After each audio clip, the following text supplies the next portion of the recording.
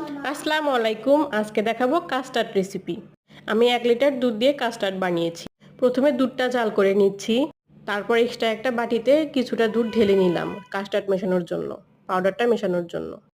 বাদবাকি দুধ আমি ভালো করে জাল করে একটু ঘন করে নিচ্ছি। বাটিতে ঢেলে রাখা দুধের ভিতরে আমি 4 চা চামচ কাস্টার্ড পাউডার দিলাম, দিয়ে ভালো করে মিক্সড করে নিয়েছি। দুধটা ঘন হয়ে আসলে তারপরে ওর ভিতরে কাস্টার্ড পাউডারটা আমি দিয়ে দিলাম। আস্তে আস্তে করে দিলাম যাতে দানা না বাঁধে। আপনারাও আস্তে আস্তে দিবেন, সম্পূর্ণ একবারে ঢেলে দিবেন না, তাহলে দানা বাঁধবে কিন্তু। তারপর একটু হাই হিটে বলক তুলবেন আর 4 থেকে 5 মিনিট একটু রান্না করবেন যাতে দুধটা ঘন হয়ে যায়। কাস্টার্ডটা বানাতে একটু ঘনত্বটা বেশি রাখতে হয়। তারপর আমি বাটিতে ঢেলে নিলাম। তারপর দুধটা ঠান্ডা হওয়া অবধি আমি অপেক্ষা করছি এবং এর ভিতরে আমি ফলগুলো কেটে নিলাম।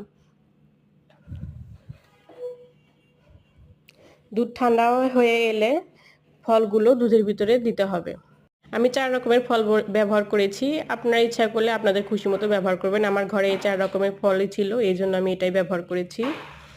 আপনাদের ইচ্ছা মতো আপনারা যে কোনো ফল দিয়ে করতে পারবেন, কিন্তু মিষ্টি ফলটা দিয়ে করার চেষ্টা করবেন। মিষ্টি ফল দিয়ে করলে সবচেয়ে বেশি ভালো হয়। ফলগুলো দেওয়ার পর আমি দুধটা একটু নেড়ে চেড়ে নিচ্ছি, সমান করে নিচ্ছি, ভালোভাবে মিক্সড করলাম। দুধটা ঠান্ডা না হওয়া পর্যন্ত ফলগুলো দিবেন না কিন্তু, এটা কিন্তু অবশ্যই মনে রাখবেন। পাশাপাশি আমি মেয়ের জন্য ফালুদা তৈরি করলাম।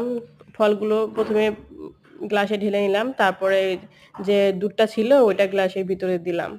এটা আমি নর্মাল ফ্রিজে রাখবো 3 থেকে 4 ঘন্টার জন্য, আর কাস্টার্ডটা রাখবো ডিপ ফ্রিজে 2 থেকে 3 ঘন্টার জন্য। আলহামদুলিল্লাহ, তৈরি হয়ে গেল মজাদার কাস্টার্ড আর ফালুদা।